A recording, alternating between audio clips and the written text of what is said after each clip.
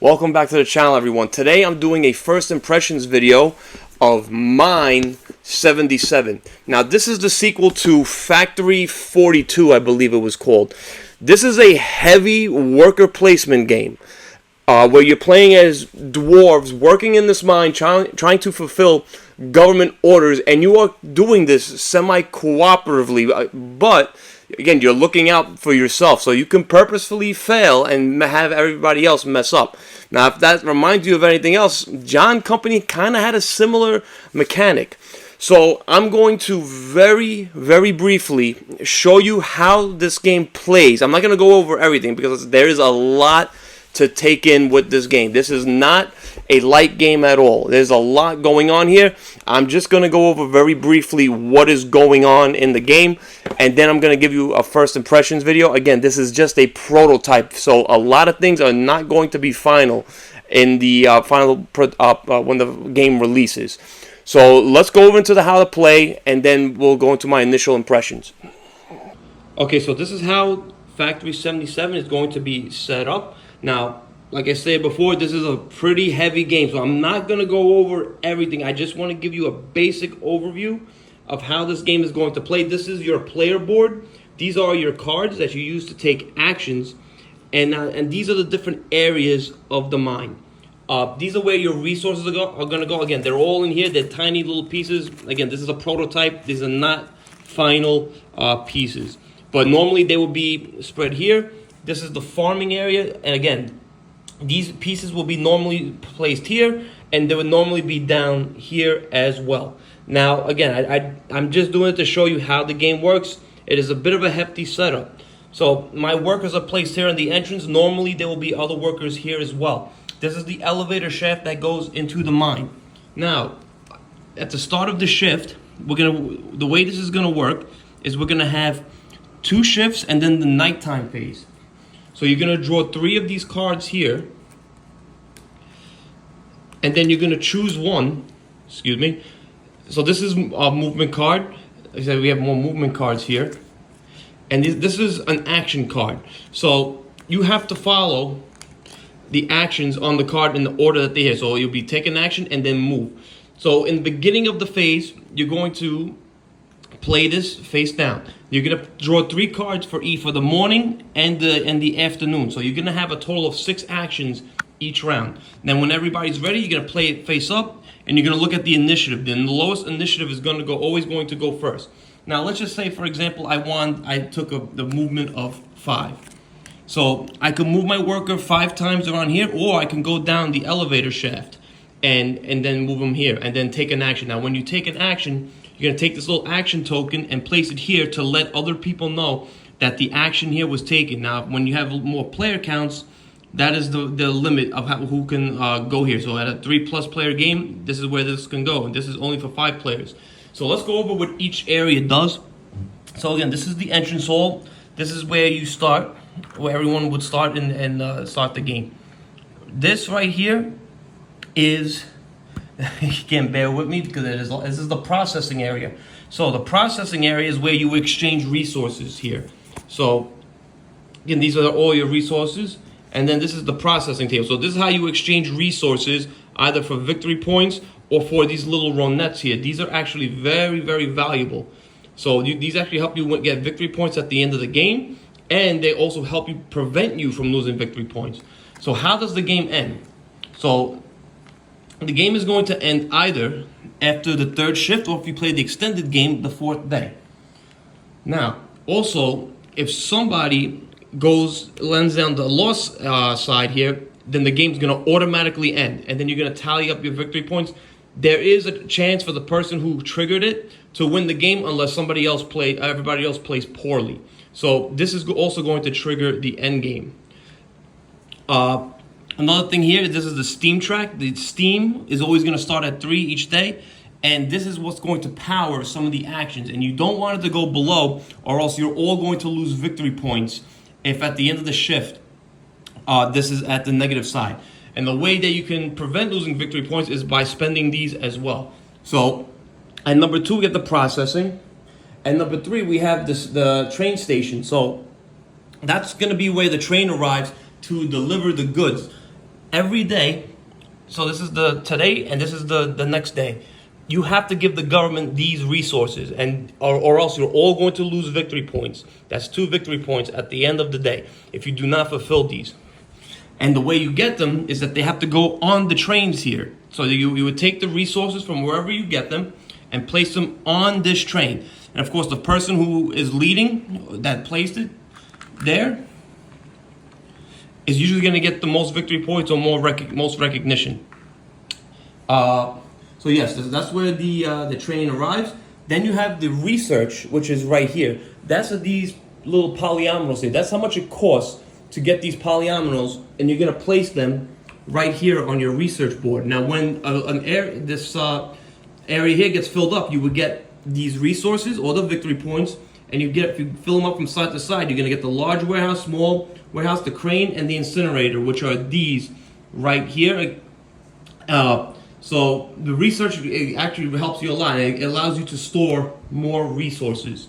The next one here is the commissariat, which allows you to add more work action cards to your hand. This allows you to, if you tuck this, it gives you a larger hand size. So there's a little bit of deck building in here. And then the next one here is the Elven Embassy, which allows you to draw these cards. It allows you more work so it gives you more work. So you have to get these resources and place them on this card during the night phase, and you can choose between magic or victory points. Okay, so as we go down, if there are multiple players here, there's going to be a fight. So you would actually grab all the miners that are here, and whoever gets dropped first is the one that gets hurt, and they're going to go into the hospital. And that's the only way they can get out is through the night phase. They get put into the green unit, or you could pay resources. And same here, if you want to get them out, you have to pay a resource. So there's a little bit of combat there. And also, the last person standing can also barter and trade 2 resources for any resource. Okay, number 8 is farming. So here is you would take the resources in one area here from top to bottom, and of course move it over to the side, and then take the resources here and put where they were taken and move them over. Next is mining. So you would get this mining card here, and you would choose which resources you want, the top or the bottom. Again, these are very valuable resources because whatever ones you get, they're going to be put right here. Same that goes for farming. They're going to be put into this train area here so that they can go to the government. Like I said before, I'm not going to go over every little thing. It's pretty confusing and just giving you a basic overview.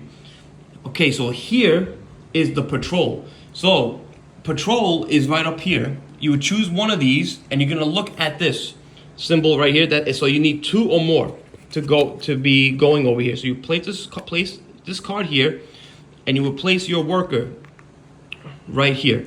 Now you would need another person there to go as well. So this is a little bit of a push your luck element, where you're going to take this card and you're going to place it and match it up right here. So wherever your worker is, you have to follow these trails. So this is a damage. If you get 2, 3 damage, you're going to get hurt. But if you can make it to the end, you're going to get some valuable resources or trophies that you will put here on your player board, which will give you victory points at the end of the game. Again, so there's a little bit of a push your luck element, but you also could prevent injury by spending these ronettes. Again, anytime you see this symbol here, that means you have to spend the steam and bring it down. Again, there is ways to get steam if you go over here. This is a way that you can try to get the bad cards out of your deck. You will pay the ronettes here a certain amount to discard or trash certain cards from your hand. So again, that's pretty basic. I'm sorry, what I didn't go over is over here. The first person to go here would actually bring the steam level up. Again, like I said, I'm not going to go over everything. I'm just giving you a basic overview of this game.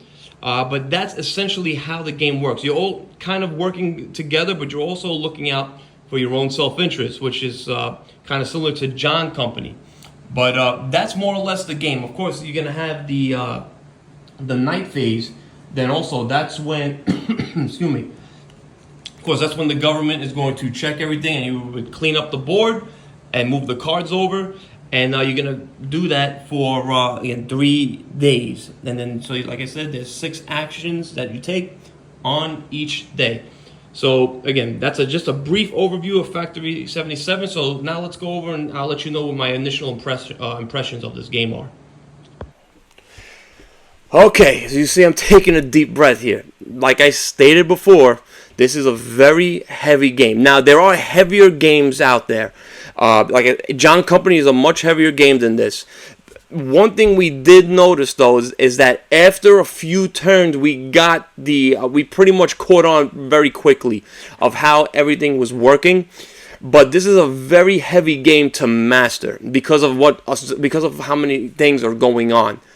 You know, you are looking out for your own self-interest because, you know, there's that part where you can purposely not get the deeds done, and everyone else would lose victory points. But you know what? I'm gonna use up those ronettes or those little red pieces to instead, so I can save myself from losing. And same thing with the steam. You can purposefully have everyone else get messed up, and not fail the company, but you also don't want to get yourself below in the negative mark.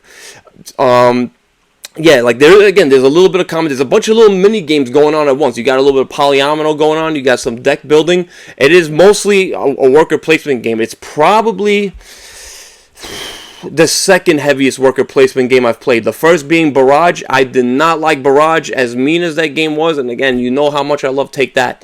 This game is very mean, and I love it. I do recommend, if you're into heavy, mean Euros, for a Euro, this is very interactive. Probably one of the most interactive Euros I have ever played. Again, when you do play Euros, it's very multiplayer solitaire. There's maybe some indirect interaction. Most of the time, none at all. But lately, I've been seeing this tick with Euros that have a lot of interaction in it, and that's what I look for in a game, in most games, and that's one of the main reasons why I don't table Euros as much. But again, I don't think this is going to be a game for everybody because of how heavy it is and because of how mean it can be. But if you're like me and you love mean Take That games, this is right up your alley. I've never played Factory 47, 42. I forgot the name. But I'm assuming it was popular enough for them to make a sequel. Another thing that really stuck out is, maybe from the how to play, it didn't really show, but everything is right there. Nothing seemed confused. Only thing that was confusing is the actions. I spoke with Dragon Dawn. They are working on the rulebook. They are working on player aids, making the game a little more simple. So you can't chastise the game because this is a prototype. But it's even though it is heavy, it's not. When it comes to the rules, you're gonna be a little confused at first, but again, like I stated before, when you get maybe a round or two in, you're gonna catch on pretty quickly. Where the heavy part comes in is, again, the strategy. There's going to be a different game every time you play. You're gonna take a different strategy every time. So this game does, from what I'm seeing right now, it does have a very good replayability to it. Again, the thing that I think will draw some people off is the Take That and the meanness of it. But I know there's a lot of people out there, including myself, that are going to enjoy this game a lot. So again, that's my initial impressions. I'm not going to review this because there's a lot they're going to fit, and there's a lot of things that are going to change. I believe this is going to look like a completely different game when it comes to the components and the way the board size is and everything by the time it comes out. But if you like games like Barrage, and even though I did not like it, these are two completely different games. If you like John Company and you like Barrage, in terms of the meanness of that game and the way you're working together semi-cooperatively in John Company, I think Mine 77 is going to.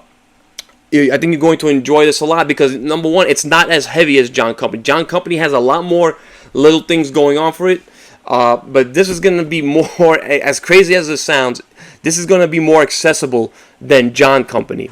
So yeah, that's my initial impressions. I do recommend when it hits Kickstarter or GameFound, I do recommend this game. Again, I sound like a broken record. It's not going to be for everyone, but for me, if you enjoy the games that I like to play, you're going to enjoy this one a lot because of the interaction. It is one of the most interactive Euros I have ever played. That's going to do it for the day, guys. I hope you enjoyed the video. Please like and subscribe. If you have any questions about this game, again, I didn't go over everything because there was a lot to go over. I just went over the most simple, basic stuff. If you have any questions about it, you could feel free to leave it in the comment section. I'll answer it as best as I can. Please like and subscribe. Help this little channel grow. Until next time, guys, have a great one.